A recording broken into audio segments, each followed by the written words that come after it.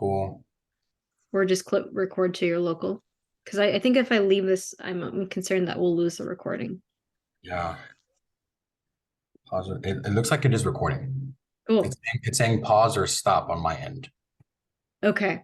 Awesome. Okay. Well, thank you so much. I appreciate it. Yeah, no doubt. Thank you for your help. I appreciate it. I'm sorry. I'm Mhm. not sure what. Oh Hey, no, that's folks, very good. let's jump in. I know we're starting late, so we can obviously stay after class if you're able to have the time, but let's jump into it because today is packed. And I know that several of y'all were working on obviously had holidays and New Year's. So quick check in. How did y'all's New Year's go and how did y'all's studying go? How was it? Was good. The week 3 coding assignment is a lot, I feel like. I've been going over it a little bit every day, but yeah, Yeah. I got questions. Sweet, awesome. Today is going to be a huge amount of information. Like you already know, first time teaching. So I want y'all to know that I'm just going to try to give as much as I can. I kind of just threw a whole bunch on a y'all are all frozen to me. Can y'all hear me?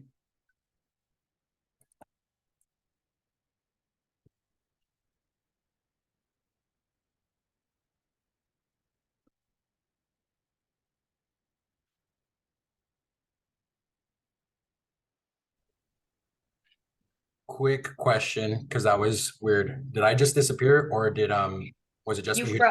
you froze. And then is Christina still here? I wasn't sure if it was because she was gone. Christina, can we test if you leave? Is everything good? Yeah, let me go hop out and then I'll hop back in. If you guys get logged out for any reason, I'll be right back on. Let's test that because I thought it was thing is still happening. Recording is still happening. Looks good to me. Sweet. I'm gonna share my screen. I'm gonna share my screen just to make sure that I still have that power and that ability. You all see everything. See the docs.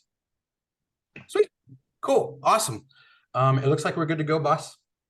I don't know what happened. I thought I left because I thought you left, but I guess I just froze. Cool. So like I was mentioning, I typed a whole bunch up here in a file for y'all. And so there's a lot to cover, but I really want to cover whatever questions y'all have, right? So I can cover all sorts of stuff, but I want y'all to ask y'all's questions. Let's just jump straight into it. I'm going to move the stop sharing full screen and just share. Actually, I will share full screen. Okay, awesome. Okay, so let's start up at the top. Do we have any real important questions? Anything that anyone wants to get off of their chests?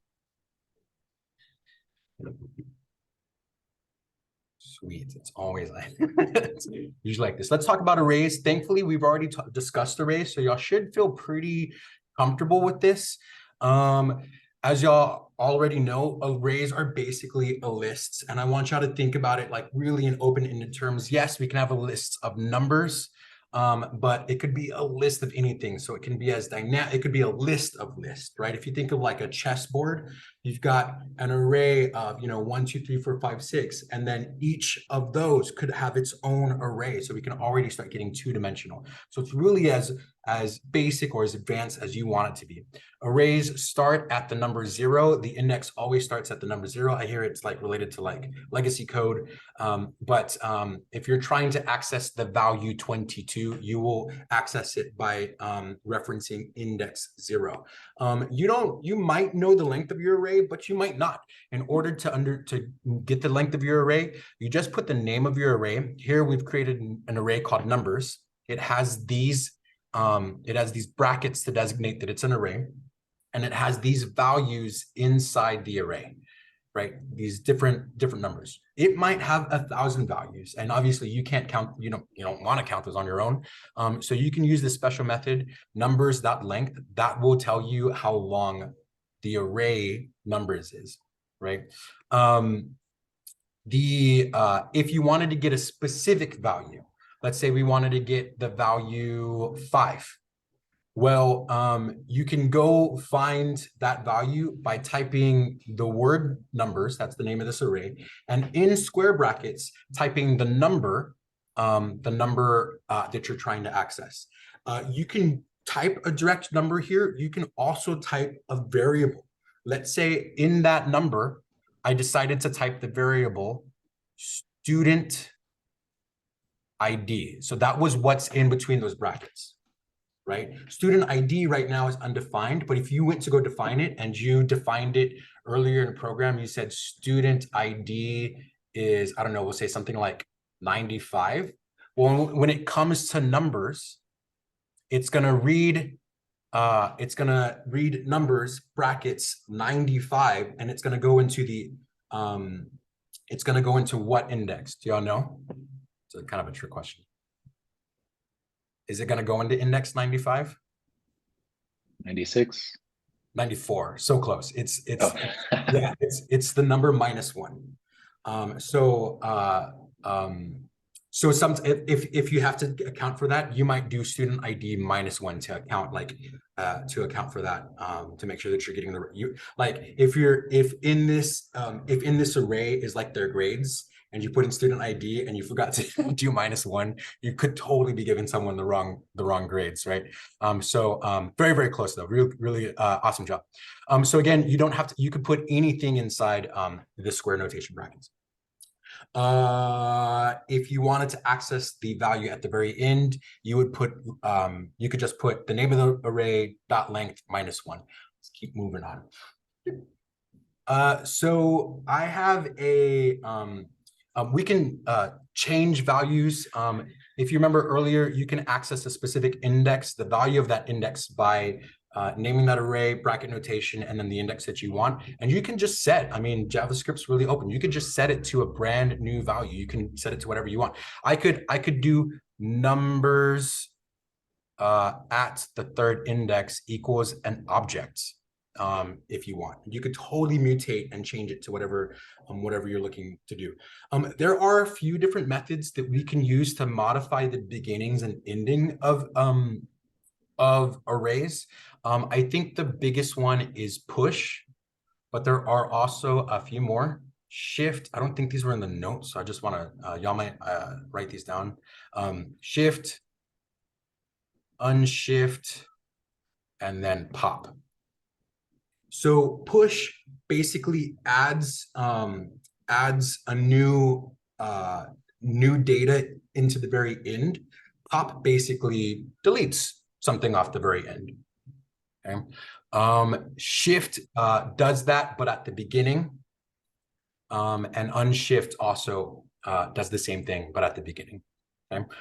Sometimes they return values, sometimes they don't.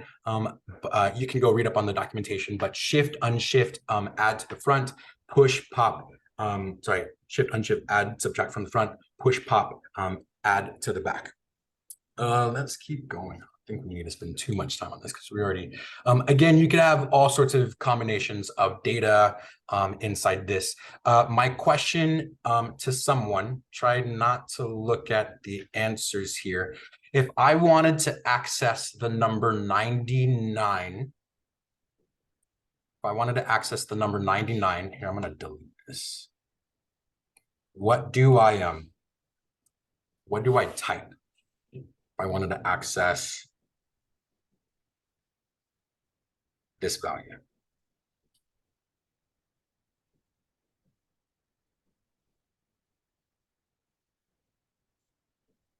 So the first thing we have an array of arrays, right?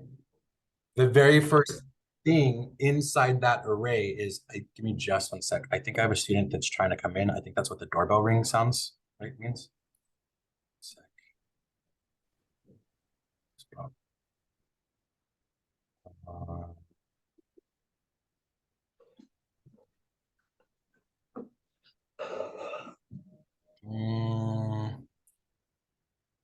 I'm going to stop sharing for just a brief moment. I want to make sure that anyone who's trying to get in can come in. I don't see any pop-ups. Cool. Awesome.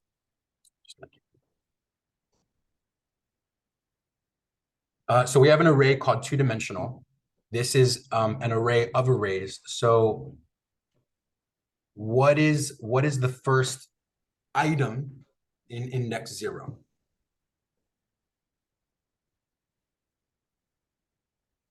It's an array, right? So if I typed, I'll just keep it simple, 2D at 0, it's going to return that whole green array. That is the first thing within that first comma. So it's going to return that whole green array. So how do I get to the 99? Put another set of square brackets. So the first set would have 2, and then the second set would have 1. Yeah, perfect. Absolutely. This goes to the second index of the two-dimensional array, which is another array.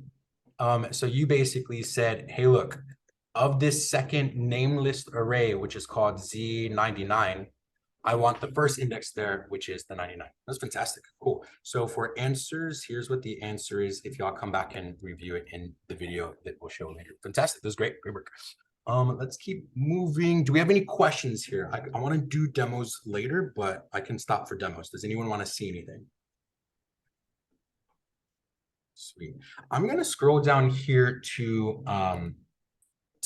objects because I would like us to already be able to read objects.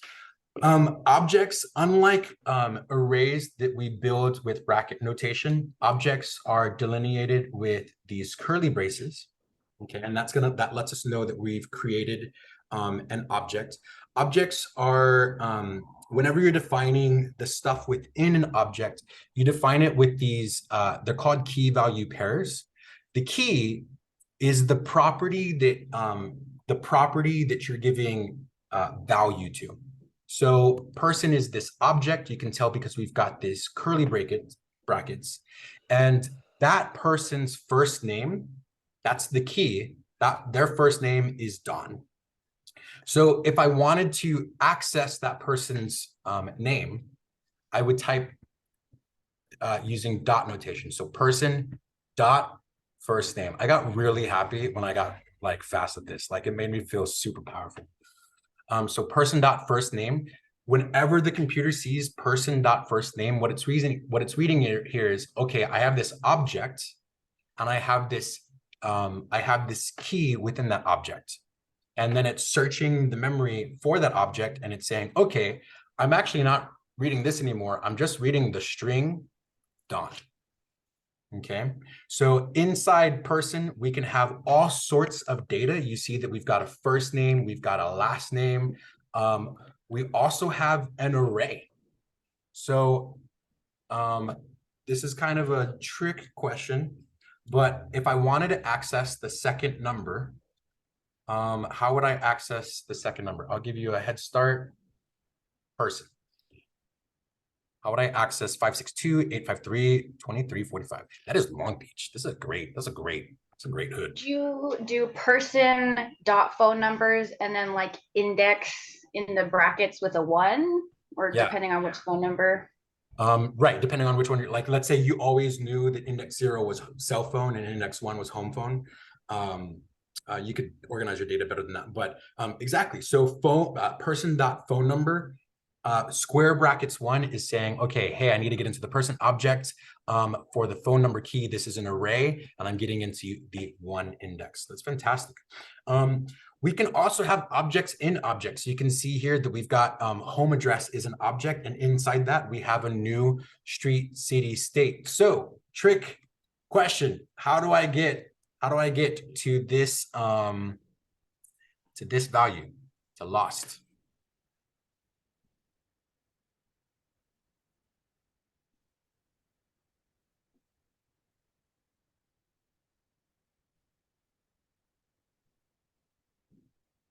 Person dot home address, because that's the key, dot, because that's an object, city. Okay. I kind of want to take a turn and move us to the examples that I was working on. I get it if some of y'all don't play Pokemon, so I apologize if this is a little gamey for y'all, but the data still like kind of holds, right? Whether we're dealing with like Booleans, functions, and whatnot. So this might feel a little gamey for some of y'all, but the data still kind of What is that dinging sound? Feeling terrible here. Okay, so just to give you an example of what this data looks like, because I want us to be able to work through some of these on our own. And I want to preface this by saying I would really encourage y'all to create your own fake data and play around with trying to access it. It really does give you a stronger sense of, oh, this is how I'm relating to the information inside of these arrays and objects in arrays and arrays within arrays, right? So play with it definitely on your own. So here I have an array. You can tell because I've defined an array of Pokemon. You can tell because of the square brackets. There are 4 different Pokemon objects. Each object has a whole bunch of key value pairs. Names, HP, which just means like its power, whether or not it's fainted, that basically means it can or cannot fight, its type. And then can someone describe what this data is inside of the Pikachu object?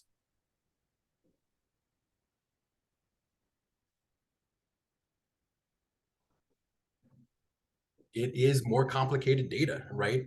Our first item within the Pokemon array, our very first item, is an object.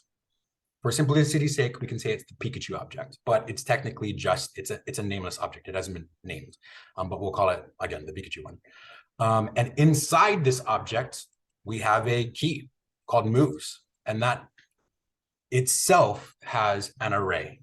And inside this array are each move that itself is an object that has a name, that has information about that. So I want to give you practice on finding information that's really deep. To give you an example of what I mean by you creating your own data, just playing with it on your own and trying to access something inside.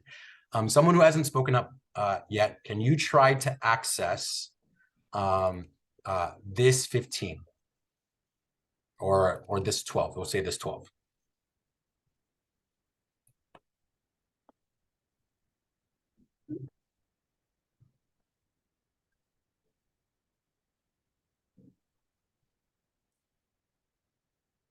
What do we start out with?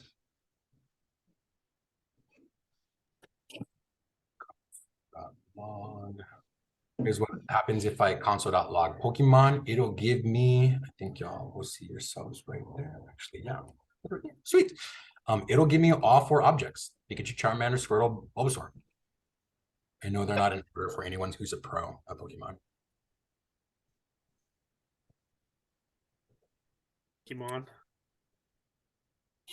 Would it be Pokemon and then movies and then Pokemon dot movies? yeah.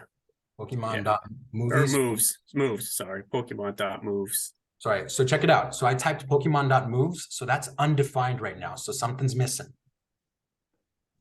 The first hint is if you look at Pokemon, what is Pokemon? Oh, it's an array. It's an array. So you need the index first, right? So we'll type 0 here.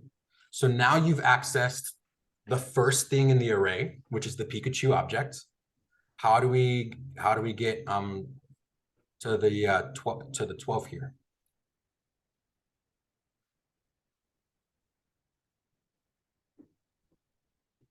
Then you were correct about the moves.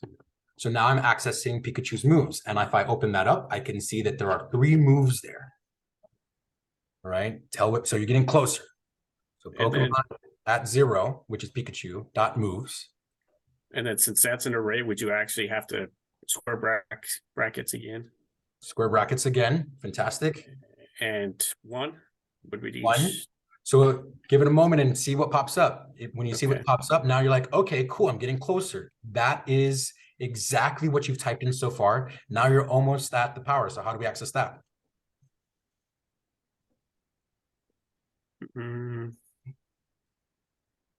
Would you add additional brackets?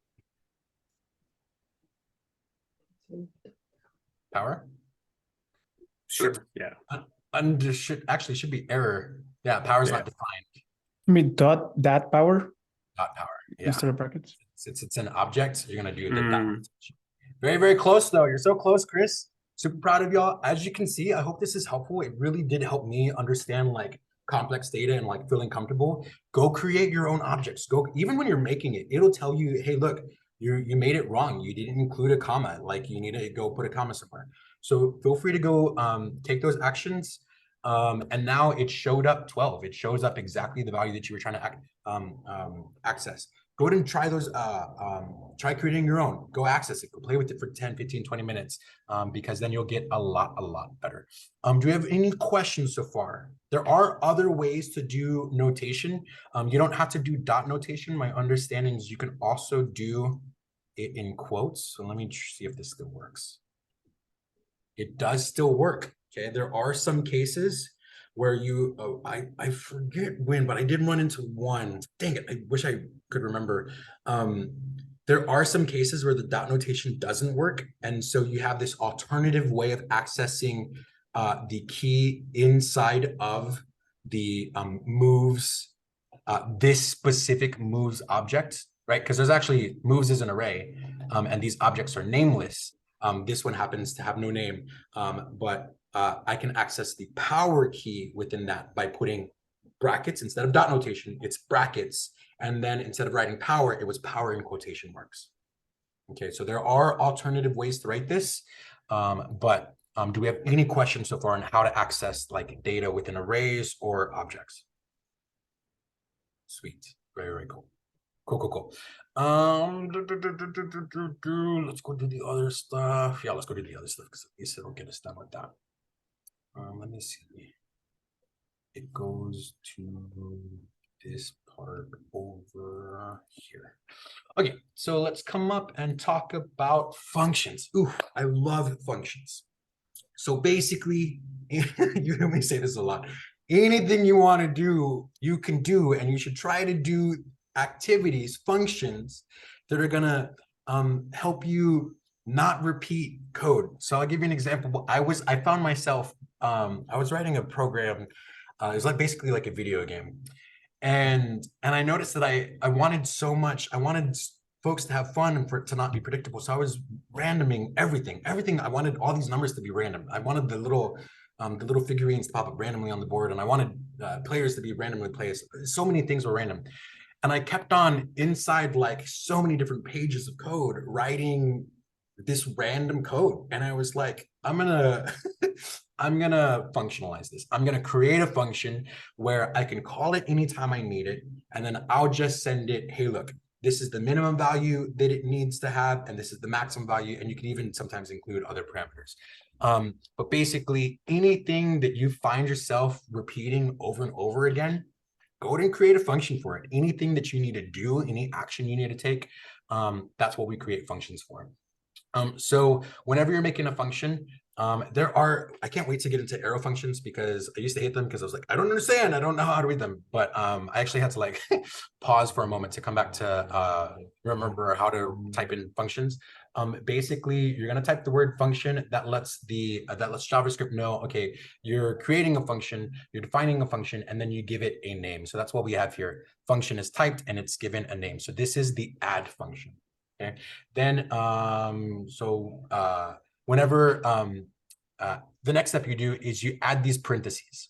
Okay, those parentheses, let's say we have function say hi. Those parentheses could be empty. Okay, we'll talk about why in just a moment. But you don't have to have anything in those parentheses if your function is just doing something. After those parentheses, you want to put, I'm going to clear this up just a little bit, but this was function. We'll say hi, empty brackets, and then you want to do the curly brackets. And I like to push enter right away because I like to keep it super clear and easy to read. Remember when you're writing code that you're not just writing it for yourself. Oftentimes you're working on a team, and so you want to make sure that you're writing clean and easy to read code. But especially when I was learning, I didn't like keeping the empty brackets up here, the second bracket up there. So I just put enter right away, which put me right about here. Okay. So this is a function. Right now, this function does nothing, but if I were to say console.log hello, then whenever this function is run, it's going to do all of the things you put in between those curly brackets.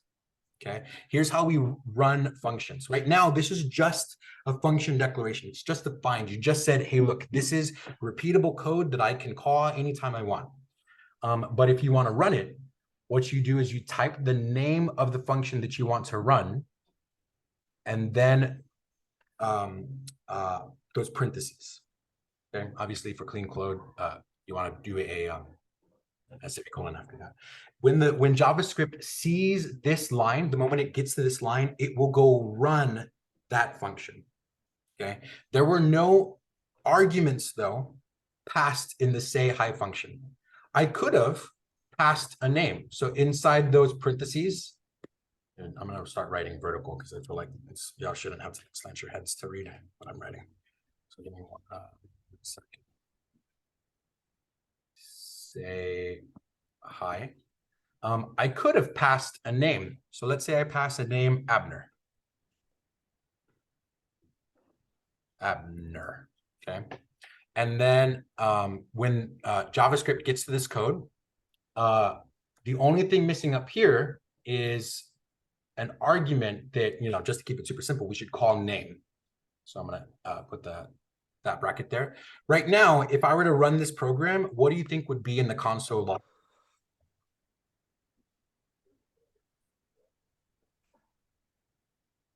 Just hello.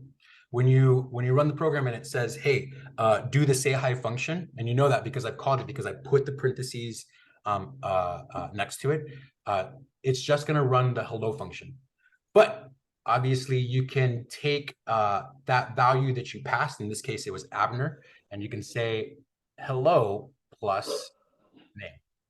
And then inside the console, it'll now be personalized. Okay, so here's what I'm basically getting at. Your parentheses could be empty, in which case you're just creating a function that is just doing an action, or, as is probably more likely the case, your function is going to use data that you pass to it. We call that data the arguments. The arguments are the here, I want to make sure I'm super clear on this. These are called the parameters. When you pass in that data, that data is called the argument. So Abner would be an example of the argument, but name would be the example parameter. Okay, so let's look at this add function, for example. If we wanted to use this function, we see that it's got two parameters, number one, number two. But whenever we want to call it, you want to, again, write the function name and then put the parentheses. The parentheses lets it know that, okay, I need to execute this function, do what's inside that function. Value is going to be just number one plus number two, pretty simple function. And then I'm going to return that value. And so this becomes the value of 3 if you're passing in 1 and 2. Obviously, if you pass in 101, then the return value would be just 101. So that value gets assigned to results, because that's what we're doing here. We're assigning a value to result. Any questions so far? I want to talk about return in just a moment, but feeling good? Sweet, awesome. You don't have to return anything in your functions, but if you do return, then obviously you're going to want to write a line at the very, very end of your code that says, hey, return this. Right? Let's say that I wanted to also, let's say that these were 2 items in a shopping cart, and I also wanted to include sales tax. Before I got to that return value, I should have a line somewhere here that's like, hey, look, value equals value plus 0.07% of value, right? So that you're now adding sales tax to this part. Any questions so far? I want to see this in like real life. So let's create a function that does something. I'm gonna go and pull this screen up. Cool. Yeah, let's make a function besides add. If you wanted the Pokemon, that'd be cool. If you want to do something else, that'd be cool. But I want to get the practice of creating a function from scratch, without your notes, or with your head, or if you have notes. So anything. What do we want to do?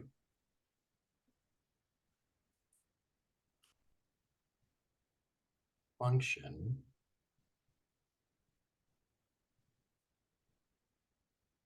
I'm gonna say Pokemon greet each other. And with this function, I want two Pokemon to say hi to each other in like an alert or something. So in your parameters, you could put like Pokemon 1, comma Pokemon 2, so that way that's what we're going to pass through in an argument. Right, we've got some scaffolding here. Now we understand, hey, we at least need to know two things, the two Pokemon that are going to say hi to each other, right? Okay, and what's next? That's fantastic. That's great. You could just console.log Pokemon 1 or yeah, like Pokemon 1 that and then plus like says hello to So you're Pokemon you're so close, but I want this to be personalized. So if I tossed in a new Pokemon each time, it'll automate this process for me. So it could be like, I'm not sure if y'all are familiar with Pokemon, but I'll just give you an example. Here I have Pokemon Pikachu. Here I have Pokemon Charmander. So let me show you what happens when I call this function. Pokemon greet each other. You call it by putting those parentheses, and I'm going to toss it Pikachu, and Pikachu is Pokemon at index 0, because Pikachu was the first one. I'm also going to toss it Pokemon at index 1, because that was Charmander. Okay, seems to be an error here. Let's see what that error is. You cannot access Pokemon before initialization. Oops, my bad. Okay. I'm going to home X. I'm going to do that after initializing the Pokemon array. Cool. And it did console.log, but it wasn't personalized. So I sent it the Charizard one. I sent it the Charmander one. I sent it the Pikachu one.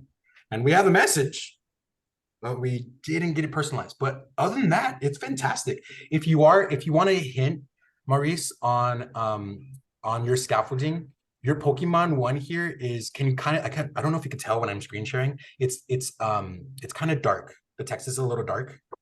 So that means you have defined. We haven't. Yeah. We haven't been. Okay. So I'm gonna give you a hint and finish it off here. It's gonna be something like, not backticks. Oh yeah, backticks. Okay, sweet. It's gonna be something like Pokemon 1 dot name.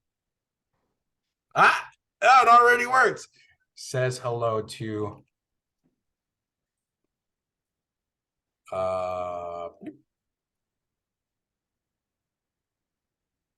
Pokemon 2 dot name. What happened? I wasn't using the parameter name that we created, so it should be poke2. Okay, sweet. Now it's more personalized. I can pass in any two objects, and it'll go automate that process. Do we have any questions about functions? I don't have any questions, but why did you put the thing below? Like, why is this one the function up here, but then you put the greet each other down here? So the problem that it gave me was when I put this one up here, is that I defined the function at the very top, and then I tried to call it right away by putting it right there. But when I called it right away, it said, hey, look, I don't know what Pokemon is. So it's looking at that argument that we passed into it, and it's like, hey, Pokemon is actually been defined later. So I'm sure you already know JavaScript is like really strict. It reads straight top to bottom. But that's a good question. The other thing that I want to show you is that we can have a return. So let's say that they fought each other. Okay, I'm gonna write some example code here right now. Let's say that Pikachu does Thunder Shock, and that's got a power of 12. So I'm gonna say this is super crude. This isn't what a Pokemon battle would look like at all. But actually, before I do that, give me 1 second. I want to make sure that there it is.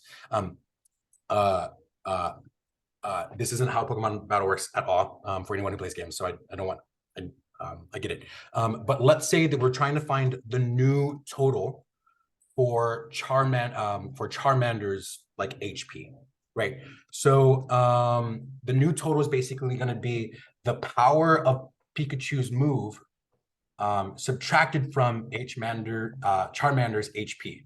So what I would do is Pokemon2.HP, okay, that value equals 20, minus Pokemon1.moves.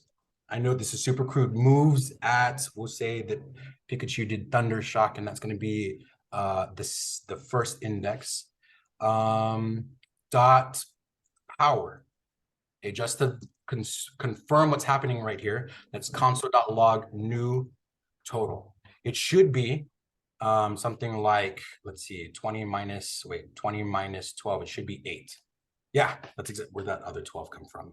Line 74, let me get rid of that really quick. Okay,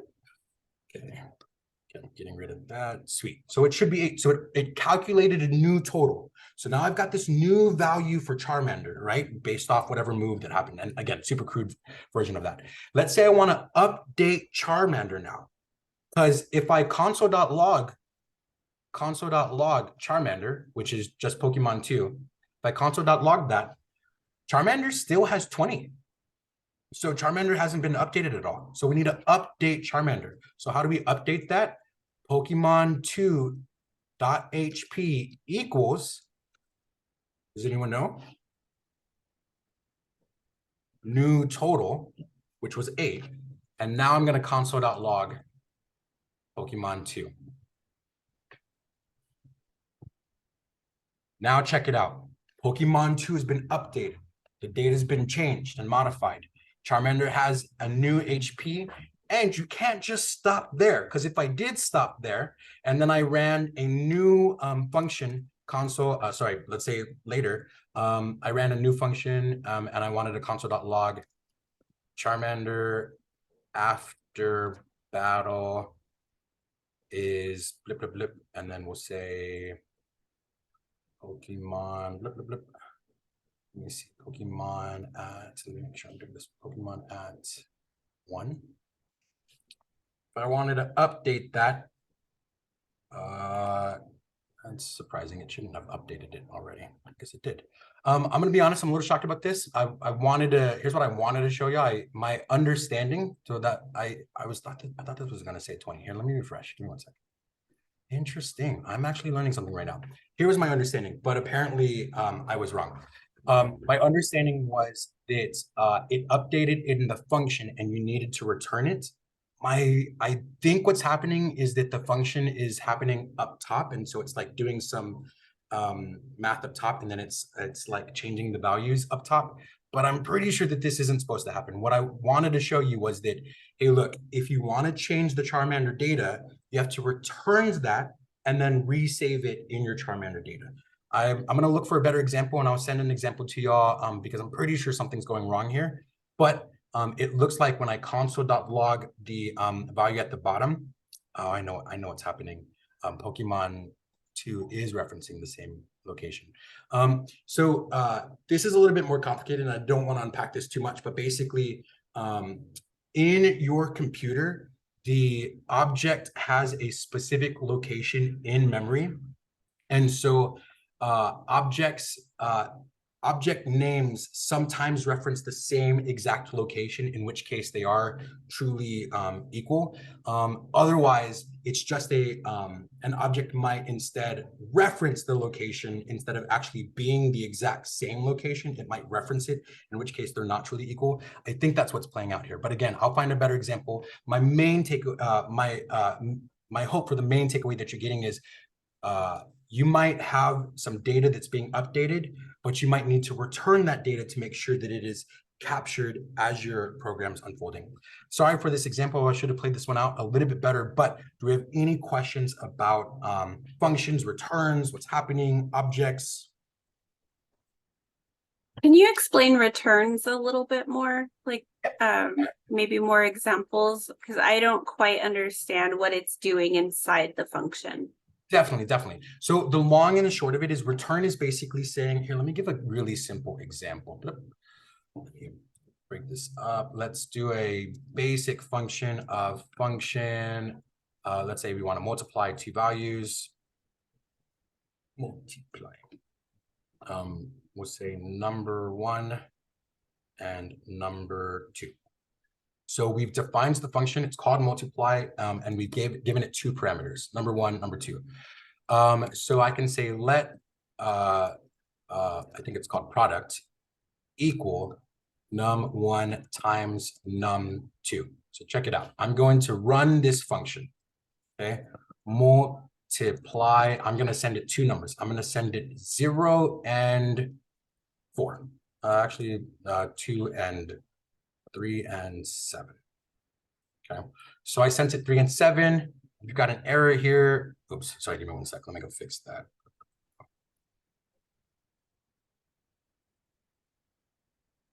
Let me fix that too. Give me 1 sec. So I called it. Nothing's happened though. Let's say that I wanted to save that value. Let new number equal multiply with those 2 numbers. Great. I'm going to console.log new number. Console.log new number. And it's undefined because nothing was returned. I did this function, but I didn't return any value. So if I want to return, a value, then I should return whatever it is that you want to return. I believe safest option is to put it into parentheses. So I'm going to return product. So the product was 21. So it gave us, so this function was called right here. And unless you return something, if you don't return anything, then it's saying, hey, look, I ran that function. It didn't return anything. So the value that I'm setting to new number is undefined. Okay. You want your function to return something. You could return a value, a simple value like the product, or you can return an object. What I was hoping to show y'all with the other example is you can return an entire object. And then you can go move that object and put that object wherever it needs to go. Do you want any other examples? Fill in. Okay, there. You could also return, check it out. You can return a Boolean. So you could say, hey, look, return true, right? And here, obviously the 3 and 7 didn't have anything to do with the return of true, but you can say, you could kind of like create tests here. So you can say, hey, look, if product is even divided by 2 is even, then you could say return true. Otherwise, return false. False. So you can actually have multiple returns in a function. It'll read the one that matches the logic of the function that you applied for. So can you do return instead of console.log? Are those like do the same thing, or what's the difference between those? So console.log is a tool that developers, like no one else uses console.log. Console.log is a tool that developers use to see what value, so what value does new number have at this state of it running through this code. New value could change. What does it have at this state? Return is just the data that could be Boolean, that could be object, number, a string, the data that you want the function to return to the new thing that you're defining. Okay. It could, I want to show other examples. Let's say you had a large ass array and you wanted to access something inside that array. So we'll just say students. You could call that function here. I know this looks funny right now, but you could call that function and say, hey, look, I'm passing in this function. You're going to return a number to me, and that number is going to now enter inside that bracket, and that's going to pull some sort of index of the students array. So you can return anything. It's what the function is ending off on and resending.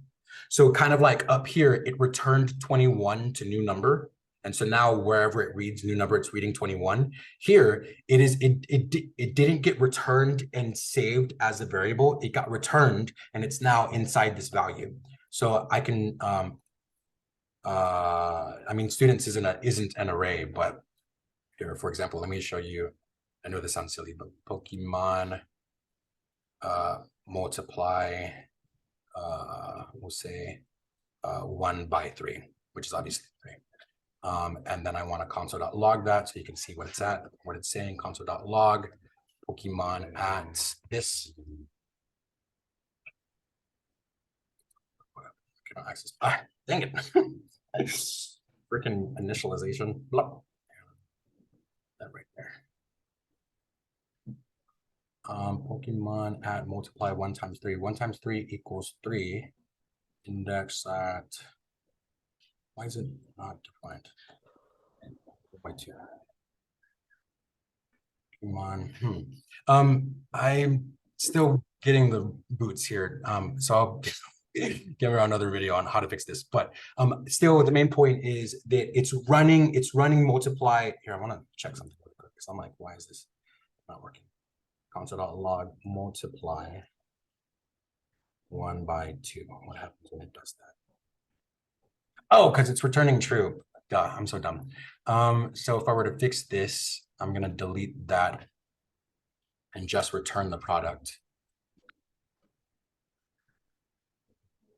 Now the number's fixed. Okay, cool, awesome.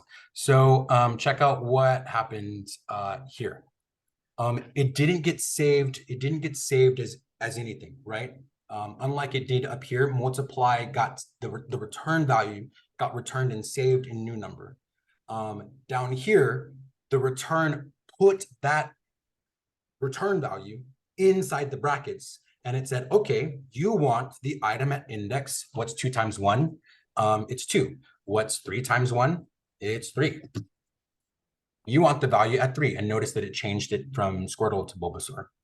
Okay, so return could be saved in a new variable. Return can be a value on its own. Just know that wherever you call that function, because Maurice's question is good, the return, right?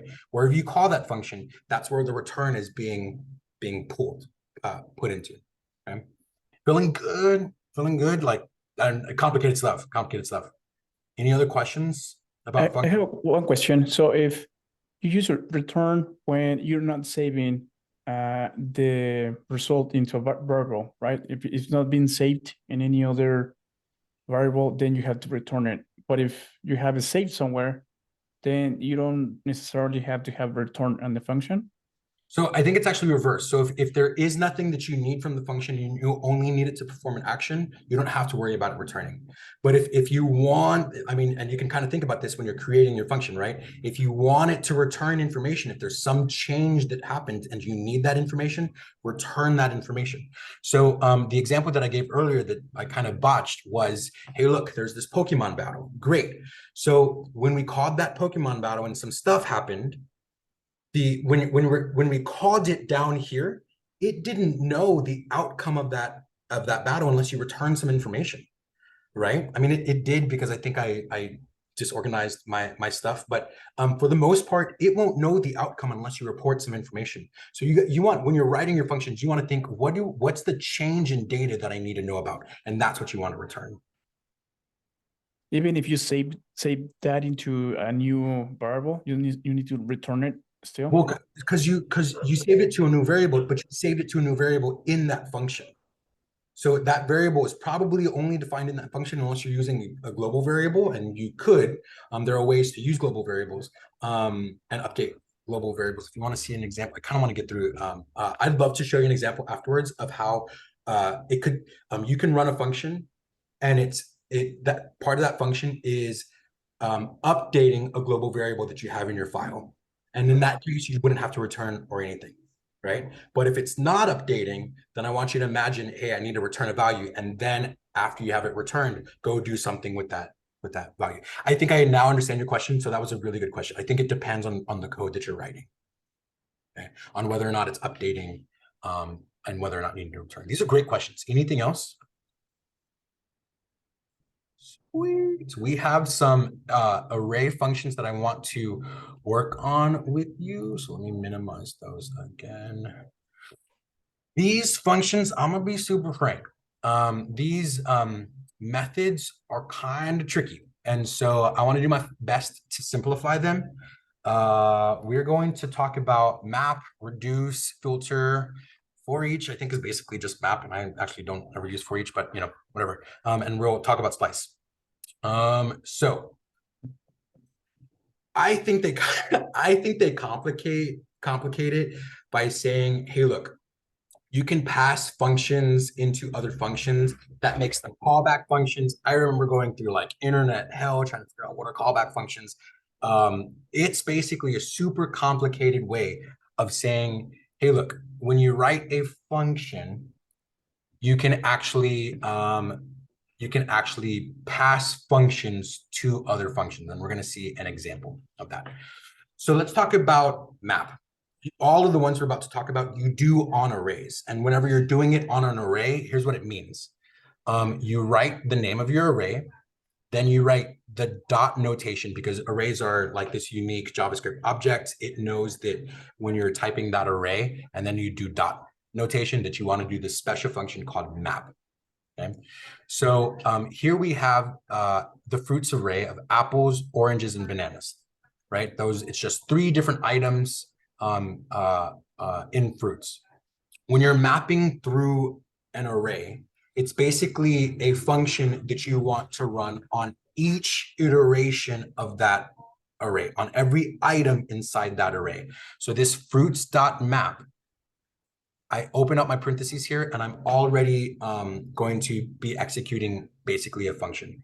Okay, I want to show y'all a real life example, because I actually don't like, just to see how, just to understand it at first, I don't like how it's typed, because it gets really confusing. So let's get a hard example here.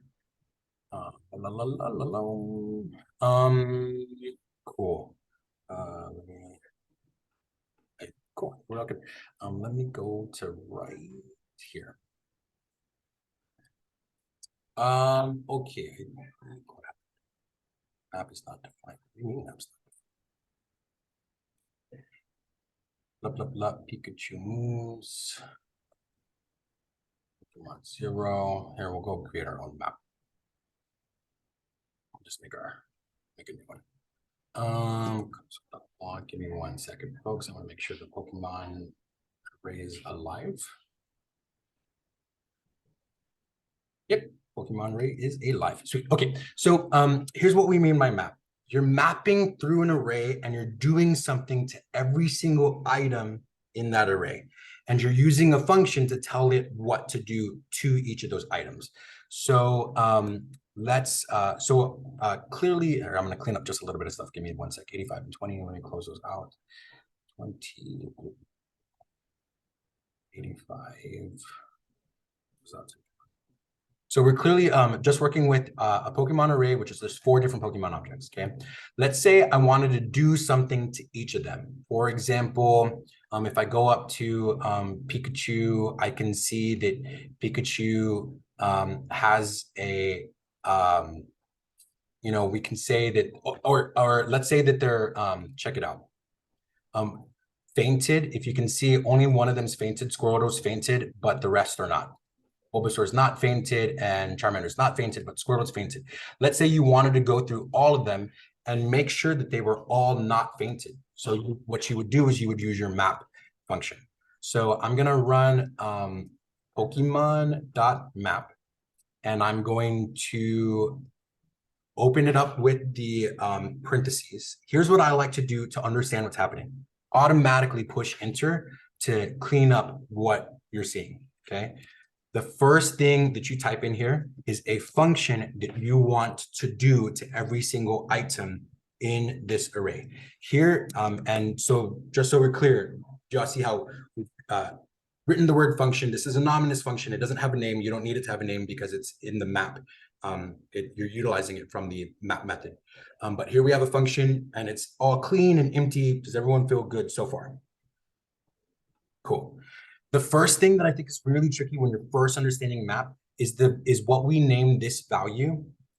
So when we're navigating through each iteration of the Pokemon array, the value that this is, it's hard for me to kind of explain. The value that this is represents each different item.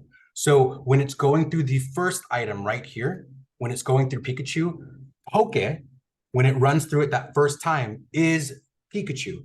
When it runs through it the second time, it is the Charmander. So let me show you by console.logging Poke. Okay. When I console.log it, it ran it that first time and it said, okay, here's the first object. Okay, here's the second object. Okay, so we're mapping through. We haven't done anything to it yet. We can update it and change them like we said. But let's go ahead and console.log whether or not the Pokemon is fainted. Why don't you have to write Pokemon like the full Pokemon? Why is it just the first 4 letters? That's a great question. The truth of it is because here, the name doesn't matter. I could call it X, and it wouldn't matter. This is the parameter in the function that you're doing on every single item. Okay, this was a hard part for me to understand. That's why I'm really trying to break it, because I think map is so powerful. I think it's super useful because oftentimes you have lists and you want, let's say you need organized data and you're like, we need a map, we need to go through everyone and we need to create a function that is just going to standardize data across the board, right? What my main point is, whatever you call this item, let me rephrase that. Whatever you call this parameter, every single time it runs through each item in your list, it is referencing it by that parameter name. Okay, so x.fainted, check it out. False, false, true, false, which matched the 2 that were not fainted, the one that was, and the other one that wasn't, right? So do you have any questions on what the X represents? Inside this function, it represents that item in the array, okay? Cool, so obviously what I was checking there was to see whether or not they were fainted. Again, it showed that 2 or not, which matches those first 2 from Pikachu. Check it out. Pikachu was not fainted. Charmander was not fainted. Squirtle was. So that's what it gave me, those 2 falses, that 1 true and that 1 false, right? Because those 2 weren't fainted. This one was, that one wasn't. Let's say I wanted to standardize them. Inside, what I'm trying to do is I'm trying to say, hey, look, x.fainted for all of them is going to be false. Let's say they're all healed now, right? Now, when I console.log x.fainted, it gives me 4 falses. Now you've healed them. You went through each single one. You did an item. You did a function on each single one. You did an action, right? And now you've healed them. The problem is that we need to save this data to a new data. So here, let's see if we can do this one. And I'm saving to the Pokemon array the response of this action of mapping through the array. And let me console.log the Pokemon array, see what it looks like now. And now the Pokemon array looks like undefined, and it is because we didn't return anything. So you want to return X. Boom. Okay. So when we returned X, here I think it goes, yeah, that's so weird that it's updating it that way. It shouldn't be updating it that way. But it already, it worked through them and it updated them for them to not be fainted. Do you have any questions so far on the map one? My main hope is this part, is that y'all recognize that this letter can be whatever you call it, and every single time it's working, that it's referencing that individual item in the list, right? So if I wanted to console.log x.moves at 2, it'll go tell me what is that Pokemon's moves at index 2. Right, so it's that X just references the item in the individual ring. Feeling good? Like, that's the big thing. If you took away that, I'd feel super proud. Feeling good? Okay, cool. That was map. Map is doing something to items doing something to each item in an array. Let's go and talk about. Let's go and talk about. I think reduce is really like unnecessary and complicated. I actually almost never use it. Basically, you can simplify. No, I'd rather talk about filter because I think that's more useful in God's work. Let's talk about filter. We can talk about reduce if you want to stay after class. The filter method is also a method that you use on that you can use on your arrays. And it's just it's like the way that it sounds. Basically, you're filtering through values based off a test that you run. So here we have again a fruits array. 3 different fruits inside that array: apple, orange, and bananas. And let's say you wanted to filter out something specific. You wanted oranges. So now I'm defining oranges as the result of running a filter, the filter method.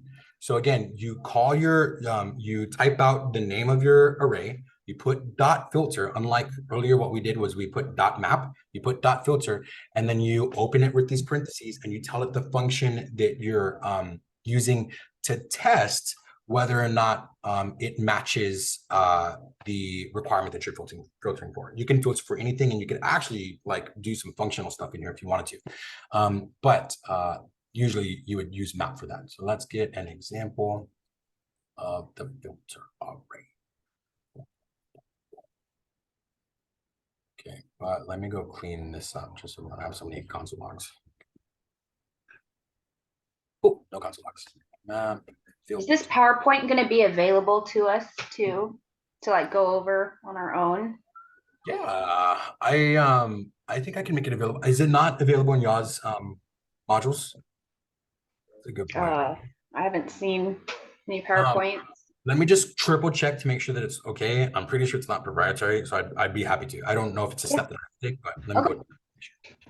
I don't think it is. Yeah, I should be able to do that. I shouldn't ask for permission, right? I should just do it and then get in trouble after. So let me actually filter can. Okay. Let's say that what I wanted to filter was whether or not the Pokemon was fainted. Okay.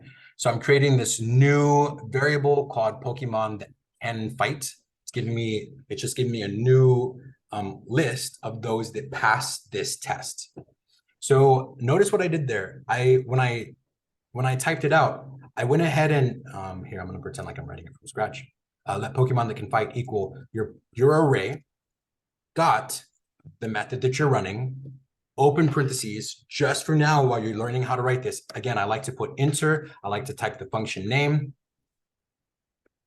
Just so it's just super easy and clear to read. What can we name the parameter? Anything. You can name it X. I'm going to name it this Pokemon. Again, it references that individual item inside that individual array. And what's the test that we're testing for? The test that we want to test is if you return a true, it will include this in an array. If it returns false, it will not include that. So it filters out for true. It'll filter into the new array whatever passes as true. So return if this Pokemon is not fainted. That's basically what I typed there. Let me clean this part up because that's deleted. Boom. And it returned all the ones that were not fainted. Just Pikachu, Charmander, and Bulbasaur. Squirtle, if I don't know, again, I'm sorry for making this a Pokemon thing, but if you didn't remember, Squirtle was, if we go to fainted, Squirtle was fainted. Squirtle's not able to fight. It was true. And so Squirtle wouldn't be included in that filter. Feeling good? Pretty simple. Great. Let's go. I want to make sure that I get the end of these items. Okay. For each, I really think that that's like, you could Google this one, I think. It's really like map. I actually like map because I think it's a little bit more consolidated. But if you wanted to check it out, we can do that too. No, I'd rather go over Splice because Splice is more Let's talk about splice. So splice, not to be confused with slice, because they both kind of work similarly, but they have different different things that they do. Splice is another method that we can run on arrays. Again, just like before, when you're running this, you're going to type the name of your array .splice, and now it knows that you're trying to that you're using the splice method. The splice comes with three different parameters. The first parameter is where you basically, what splice does is it changes the contents by removing, replacing. It's really flexible, so it's a really useful method to have. The three data pieces that you want to give it is you want to give it as you want to tell it first, what index are we starting from? What are we doing? Are we starting at 0? Are we starting at the end? Where are we starting? Here you can see this example. They're starting at number 1. Okay, so we're starting at number 1. The next value that you can include is indicating the number of elements that you want to remove. So if you type in 0, then you're not going to remove anything. You're just going to add stuff in. You're going to splice stuff into it, right? If you typed in 3, and we'll go play with this to see what happens when we modify these numbers. If you typed in 3, then it's going to obviously remove 3 indexes. And then the next thing, the next value you can put in is, or the next parameter argument you can put in is the value that you now want to inject into your array. So that's why it's called splice, because it has the ability to remove, modify, and inject. Okay, let's go put this into practice. Okay. Where did the splash go? While we're unpacking this, do we have any questions about like arrays, methods? How are we feeling so far? Nothing. I think it's good to see all this in action. Yeah, are y'all feeling overwhelmed? Like, can I gauge the room real quick? Let me stop sharing real quick. Is there anything that I can? No? Looking at the faces, looking at faces. I feel like sometimes I think I'm understanding it, and then when I get to, like what I was saying, the coding assignment, I've been working on it like piecemeal, little bits at a time, and I'll get some of it. And are we allowed to go over the coding assignment in class? Yeah. I'm just trying to, I'll be super frank. So Yeah. Zoe. Zoe, yep. I just in like preparing for these, like it's one thing to know this stuff, it's another thing to be able to teach it. I'm learning so much about how to teach these things just by jumping into classes with y'all. So I'm still figuring out like, what do I teach? How do I teach it? How do I teach this? Like, I'm basically, my guiding post is the things that, and I even looked at other videos, and I'm not trying to pick on anyone, but like sometimes coders talk like coders, right? And so I just want to talk in a way that just makes the stuff make sense. But if you want to work on other things, if you know what your coding assignment's going to have, you might know more than I do. So let me know, and I'd be happy to like, walk through that. But that was, thanks for that honesty. Is there anything else on how you are feeling? Sorry, I asked you a question. I didn't even care about your answer because I just kept on talking. Sorry. Tell me what you feel. That's fine. You can keep going. I have a thing, like, I think it would be really cool if we did get to look at some of the slideshows, just because sometimes in class it does go a little bit faster. Okay. And it just is cool to have some sort of reference, I guess. I don't know. Def. Any other notes? I know I want to jump into this other thing, but we still have like about 20 minutes left. I think I did start 8 minutes late, so I'd be happy to continue 8 minutes late. But any other questions on this Gagey Kumbaya moment? Okay. I do want to mention, based off what Zoe said, of like feeling like you're understanding and then it like dropping, is that sometimes your console log is like your friend here, because it tells you where you fucked up, right? Like it tells you, hey, look, this is this is where you messed up. I'll be honest, earlier today, I don't know if anyone caught it. I did something and I noticed something in the console.log, and a little part of me was like, be cool, Mark, be cool. Just keep going, because they don't know the mistake that happened, and just pretend that just pretend that it didn't happen. And then I was like, why did it, I don't know, obviously if y'all paying attention. I was like, why did it mess up? Like, it should be fine. And then later I realized why it messed up, because it told me in the console log, hey, map wasn't defined. And I was like, yeah, no, map is there. And then I realized, oh, it's because I uncommented the word map. And it's like, hey, what is this? Right? So use your console.log. Practice small. I honestly want to reiterate what I said earlier of go play with an object, go take just 2 objects and see what you can do to have them interact with each other. See if you can make a function that swaps the phone numbers of 2 different people.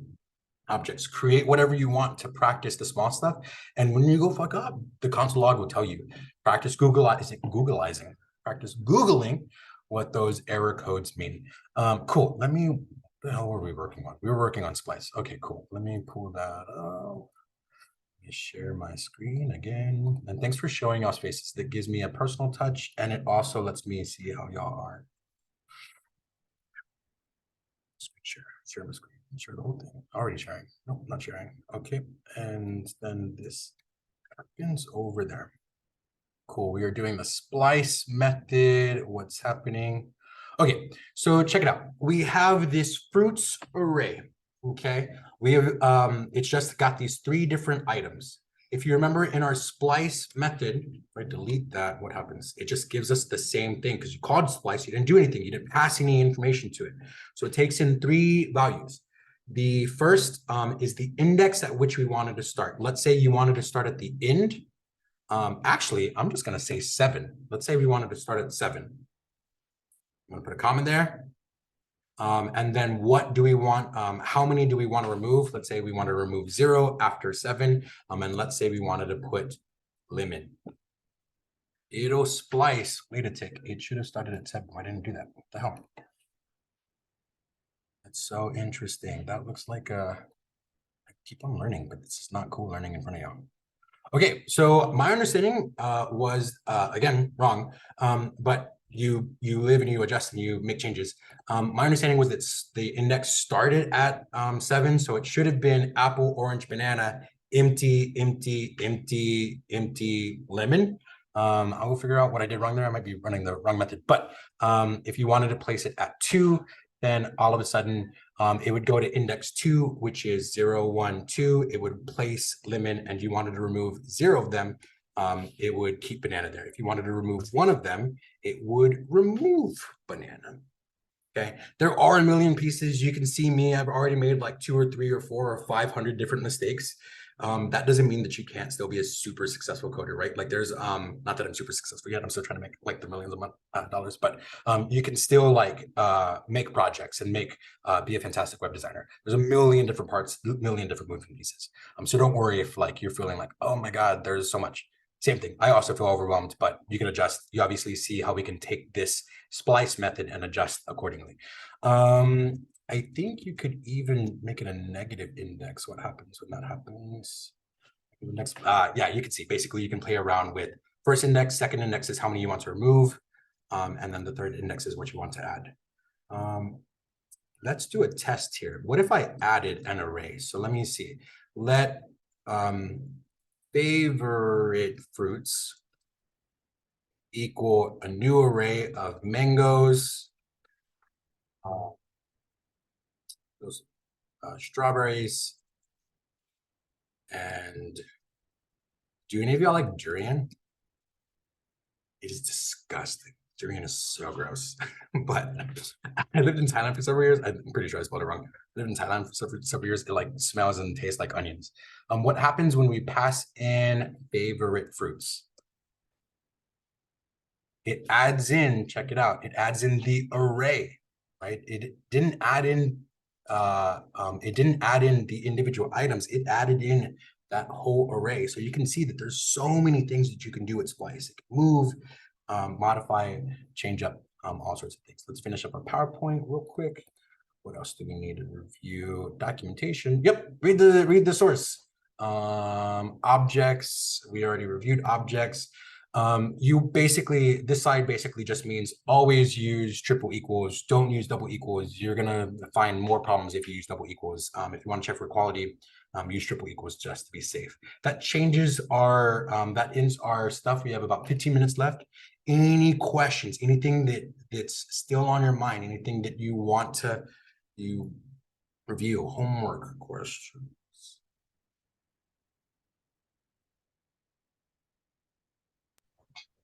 Finding the average of, like, you have you have an array and you're supposed to find the average of it. Can we go over how to do that?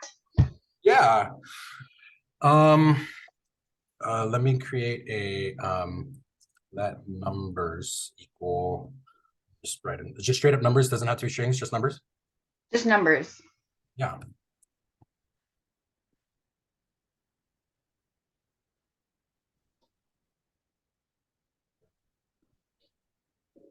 Okay, cool. So I've got an array here. Walk us through this. Let's find an average. First of all, because you want to see what you're dealing with, it's console.log numbers. It's going to give you obviously that array.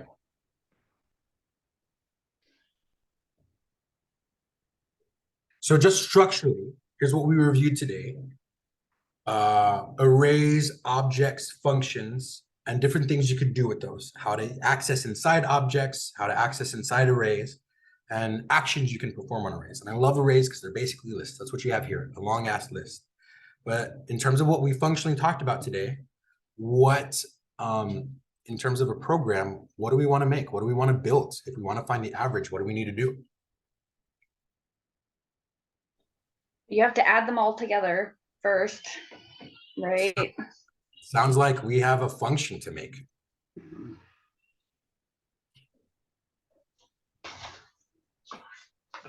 Find a function. So what next? If you want help, can I walk you through this? Do it. Think about Margaret's. Okay, yeah, give us, yeah. Walk us through it. Okay, so I have an array. What are my tasks? Basically, I want to add all those numbers together. What else do I want to do? Divide that total by what number do we know? The length of the array. The array length, perfect. Array length. And then that should give us the average. So I'm going to put a question mark here. So I want to pass in, if we remember when we're creating functions, I want to pass in, and then also, I forgot to mention this part. You want to return here. You're going to want to return the average, right? Oops, average. Okay. It doesn't know what average is. It's going to break. It's like, why didn't it break? You don't know what average is. This is why I'm still always learning stuff. It should have broken here because it's like, what should AVG be? Anyway, because I didn't call it. If I were to call it, it'd be like, hey, what is average? Let's see. I'm just curious. I'm still learning. Yep. As soon as you call it, then it's like, hey, we don't know what average is. Okay, cool. Awesome. So I'm creating a function. I want to find the averages. Make sure that I, when I created the skeleton of this function, I said all those numbers. What numbers? This function didn't receive anything. So it's going to receive an array of numbers. So I'm just going to call that parameter. I can call it anything. I'm going to call it numbers. Notice that this numbers is defined as an array. In this function, if you're calling that numbers sort of trumps numbers. And so whatever's passed to the function that you pass in here, that numbers is going to reference just whatever's passed. It's not going to reference this numbers. Just for clarity, I don't always like naming them the same thing. So I'm just going to say, you can say data. Data is passed into this function, right? You can console.log that data just to see what you're working with. And I'm going to console it right there. I haven't, one sec. I'm actually dealing with that old numbers down here. So I'm going to go delete that one. Cool. And I haven't called this function. So right here, I'm going to call the function find average. I called it by implementing average is not defined. Okay, that average. Cool. I called that function. You can't console.log after a return. It has to be before a return. Sweet. Cool. It's undefined. Hey, look, you returned average. Average was undefined. I've called it. When you call it, that's what this happened right here. I named the function, put those little two parentheses. I called it, but I didn't pass it any arguments. So I need to pass it arguments. What am I passing it? I'm passing it the numbers array that we did earlier. So it's passed data. We've defined average. So let's start doing this math. If we're receiving data, we need to add all those numbers together. How do I add all these numbers in an array? What processes did y'all learn last week? Or no, 3 weeks ago. 3 weeks ago, that we can do A for loop. a for loop. Yeah, let's do it. So for as long as what? I equals 0. I equals 0. I equals 0. We want to do what? Continue until it gets to the end of the array. So as long as I is less than Numbers that the length. yes. Data, because remember in the function, Oh yes, we're data. referencing the parameter. We're not referencing numbers. Very close, very close. Data dot length. So as long as I is less than data dot length. That makes so much sense. I was writing my functions in the homework assignment and I was like, I can't call this function again because I'm referencing the specific array. So that makes so much sense. Thank you. Definitely. And every single time we want to do this, we want to pass through each different index inside the array. So we're gonna go, we're gonna add one I plus plus. We're gonna add 1 to I each time. What do we do every single time?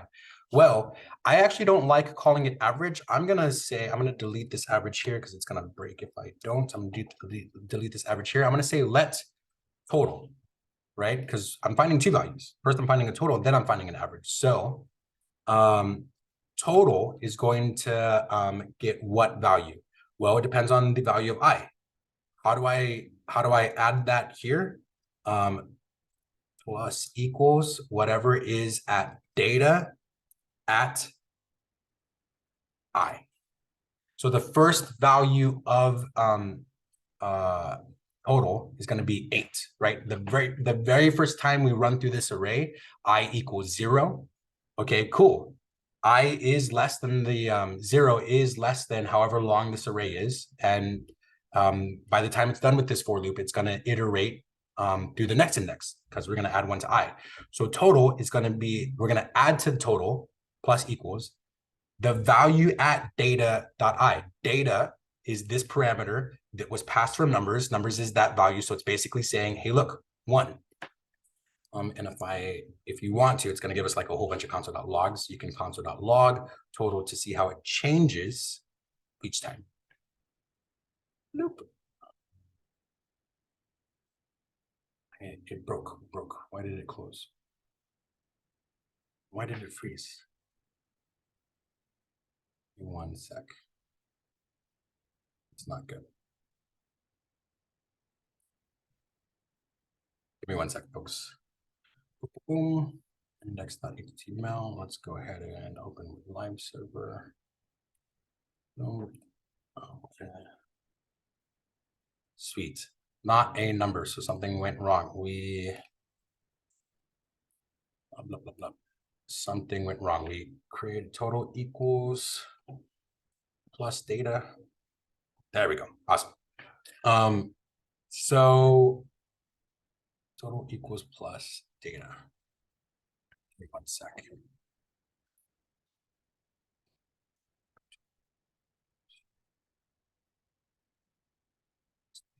So what is the safe way to make that? Wow. one moment here. So I equals 0. I is less than data.length. I plus 1. Total equals total plus data. Oh, data at I.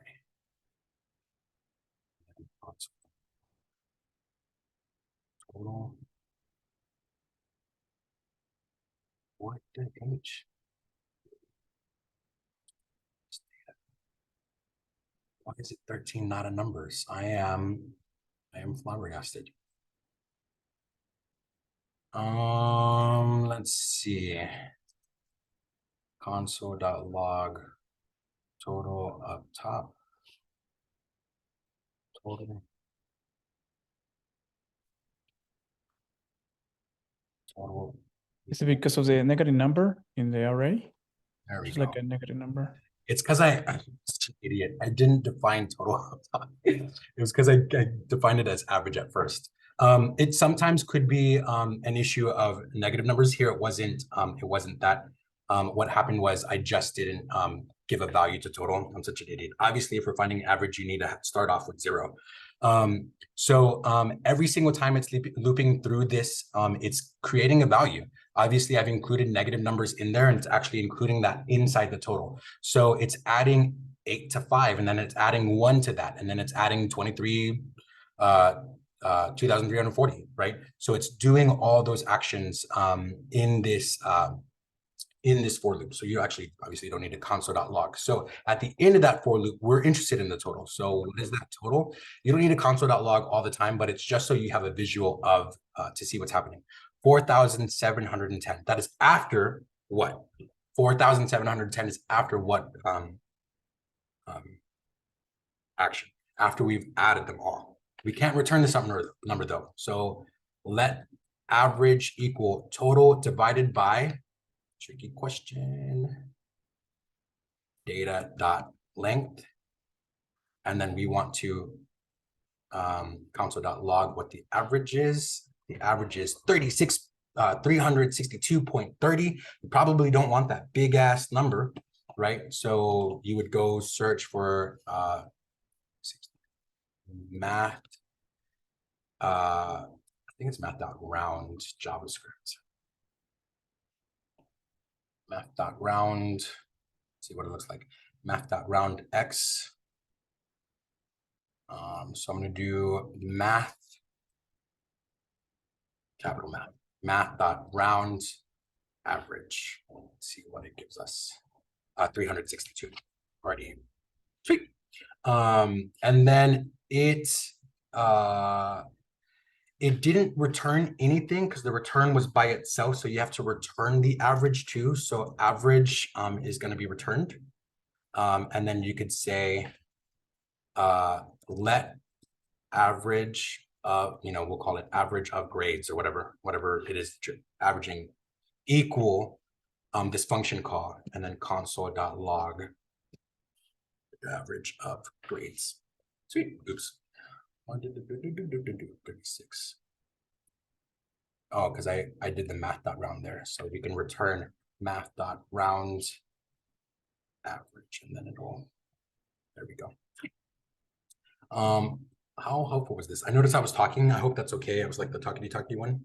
But did this make sense? You have a goal. Your goal is to find an average. You want to create a sort of like a scaffold of what that looks like in your when you're writing and drafting your function. You could, if you're learning stuff, I would keep those comments there. But if not, clean up your functions and make them, let them be readable for folks. Cool. Any questions? Any other examples we want to run through? There are other ways to do the same thing. You could have mapped through the array and then added to a total value like that. There are several, there are not correct answers because there's just so many ways you could work with these. There's several approaches that you could have to solving the same problem. How would you add the first element in an array to the last element in an array without like using numbers, if that makes sense? So let's use, can I use numbers as an example of us adding 8 to, we'll say 10? Yeah, like in the assignment, it says that we can't use like array 0 plus array 7 or whatever. Oh, def. So that would be cheating because you basically what you're saying is you can't do numbers at 0 plus numbers at well, do we actually know the last one? We don't, right? So it'd be numbers at numbers dot length minus 1, right? You can't cheat by doing that, I think is what they're saying, right? Yeah. Let's do function add first and last is going to be passed data, and with that what do we want to do? Get first number. We also want to get last number. Then we want to add those together and return, right? So get first number. So we're going to say let first equal data at 0. I mean, that's what I would do. Let first equal data at 0. Get last equal let last equal, y'all know? What's a number we want here? So that you don't cheat by counting. Data dot length -1. Yeah, perfect. Data.length is going to give us the length of this -1, which is going to give us the value in the very last slot. So now I've got the value for the first, I've got the value for the last, and I want to return basically those two. So first plus last. So when I call it, I'm going to call the function right here, add first and last, and I'm going to pass it. What array do I want to pass it? I want to pass it numbers. And I want to console.log what it returns.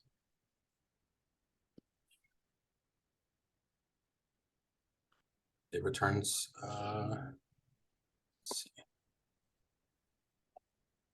It returns 18. Cool.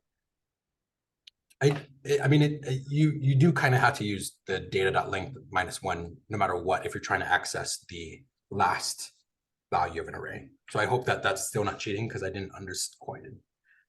I think what she basically, maybe I misunderstood, but maybe she's saying you can't say let added numbers equal 8 plus 10. That'd be cheating. You can't do that. Right? That, yeah. Okay, cool. Basically, she wants you to access the numbers inside the array. Sweet. Any other questions? This is great. Session's over. Don't want to keep your time. If you were here the whole session, thank you for your flexibility. I'm sorry that I was having some tech problems logging in, but I want to respect people's times, let them go. Y'all been fantastic. If there's any way that I can grow as a prof, let me know, because I want to get better. I'm like scratching my head how to get better. Obviously, like learning all the stuff would help, but there's a million things. And so I don't want y'all to feel like just because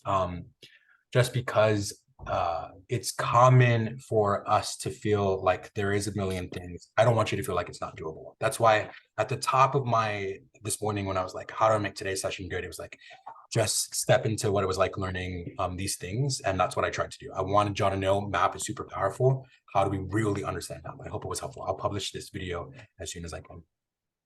Any peace, deuces for all the adults that need to go. Bye, but anyone who wants to stay, work on some extra stuff, I've got like 10-15 minutes I can stay for. I'd be happy to. Bye.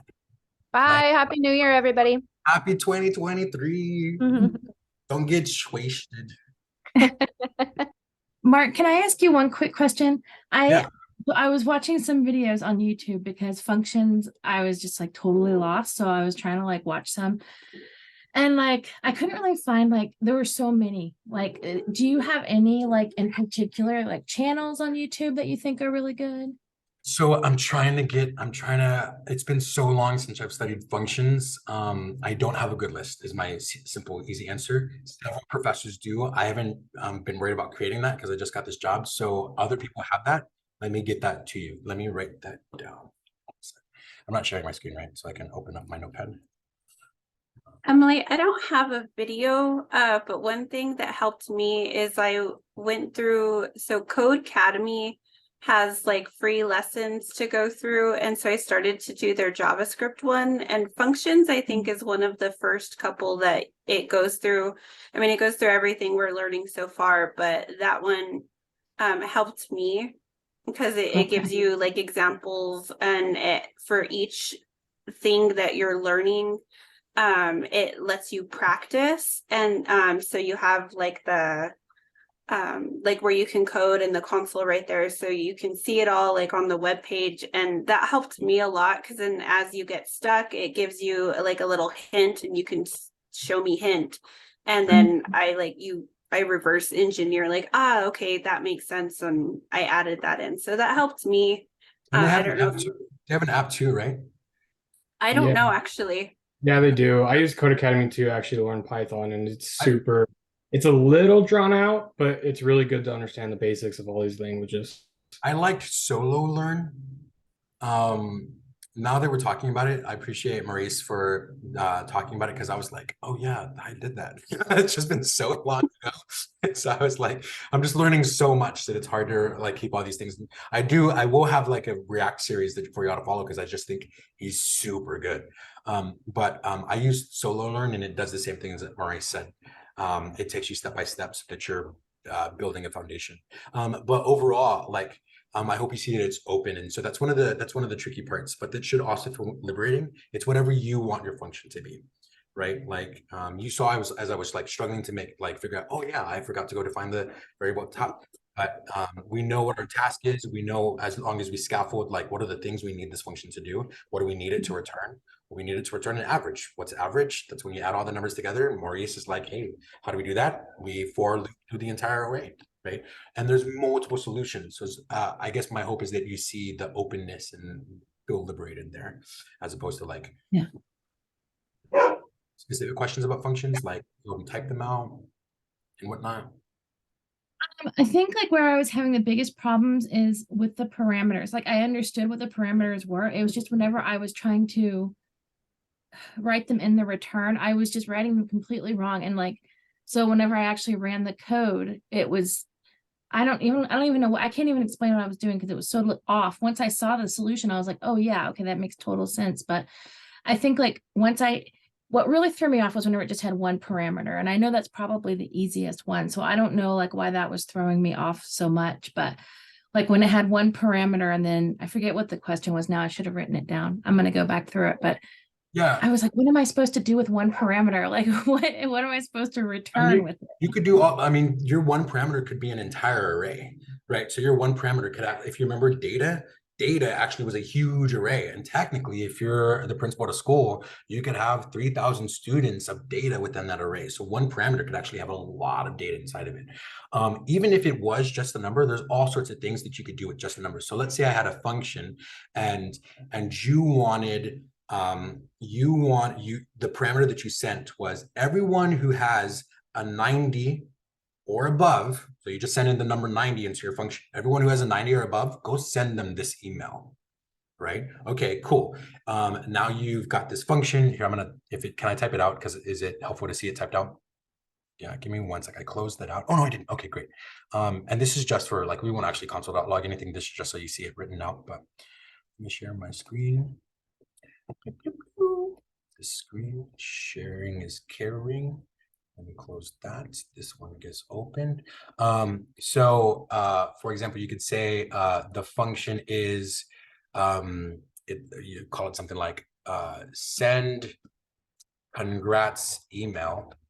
And the parameter that you're getting is what's the threshold? What is that threshold? Threshold. I must spell that threshold. What's the threshold grade that we use to that we want to know, hey, look, whose grades are the ones that we want to send the email to? Scaffold this out. We want to know basically what the threshold value is, right? And then we want to compare that to what else are we probably going to do? Compare that number to all of the other, to all the student grades there, right? So I could do something like, let's say I had a student array, student grades equal, and again, it would usually be more complicated than this, but let student grades equal, we'll say say an 80, 8, a 90, 91, 43, we'll just give 42, we'll just give some, these are student grades, right? Just an array of student grades. So what do I want to do with this function? I've only got one parameter. I want to see if the grade is higher than 90, then I want to send a congratulations email. So if threshold is greater than or equal to 90, what do we want to do? Basically this, you can have a code that sends out emails. I actually created a code that does that.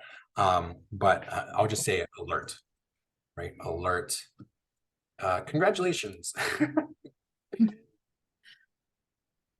Tell me about the parameter what we know about the parameter so far. Like, what questions do you have about the parameter? Okay, so I guess what I'm confused about, so the parameter, it's just the thing that's holding that data. It's the part of the data that we want. Is that what the parameter is, or is it like, I don't understand exactly what the parameter. Parameter always depends on what you sent that function. So right now we just defined the function. We haven't sent it any data.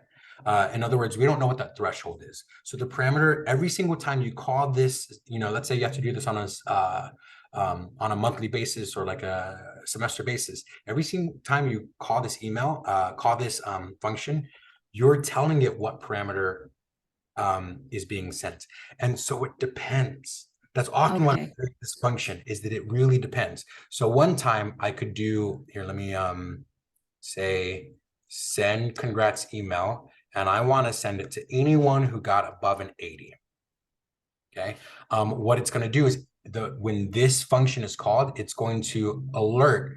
It's going to that parameter is passed into this function this time. But when I do it again, send congrats email, and maybe this time, hey, it's the final. I want to only reward those who are above a 90. Both times that it's called, it's doing different things. So the parameter threshold, the first time that it's run at threshold being 80. The second time it's run at threshold being 90. And I can see I actually wrote this code wrong here. What you would kind of want to do is you'd want to for loop through those student grades. So for as long as x is, x equals 0, as long as x is less than student grades dot length, add 1 to x each time. What are we going to do? We're going to check every single one of those grades. We're going to check to see if the threshold, actually, let's do if the student grades at X is greater than the threshold, greater than or equal to, right? Okay. Then alert. Or actually not alert, we'll do console.log. Console.log, congrats. You scored higher than plus threshold. Okay. So it's run twice. So let's see what happens when we pull up our stuff. Having another. Okay. Let me go open that up real quick. Open live server. Congrats. So it ran it 3 times the first time because 3 students had a grade above 80. So see that number 3, it's telling you, hey, look, the console.logs this 3 times. That second time that it only console.logged it twice because only two students were above the threshold. Okay. So your question on like, what is the parameter? It always depends. It depends when you call that function, what value you sent it. Okay. And then going through the function, whenever you see that word threshold, it is referencing that value. Granted, that could change as the function is going. So check it out. I could say threshold equals threshold divided by 2. Now threshold has changed, and as it's reading through the rest, it is changing that threshold, which is why it kind of messed up the whole function, because it's like, hey, congrats, you scored higher than a 40. We didn't mean to do that. We kind of broke it. So it receives data here, it receives the argument, and then the parameter is now whatever data that it sends. So it always depends, and it's going to hold that constant. Constant. That's not the way. It's going to use that as it processes one line at a time through that. So by the end, check it out. I could totally just mess this all up and say threshold equals false. And then if I were to return threshold, it would actually return the false. Okay. I hope that helped. Let me know if that does help a lot, actually. That makes much more sense now seeing you do that. Okay. Yeah, def. I'm gonna bounce, but it's nice to help you out. Thanks, appreciate it. You're very Bye. welcome. See you. Bye. Boom. Ending the call.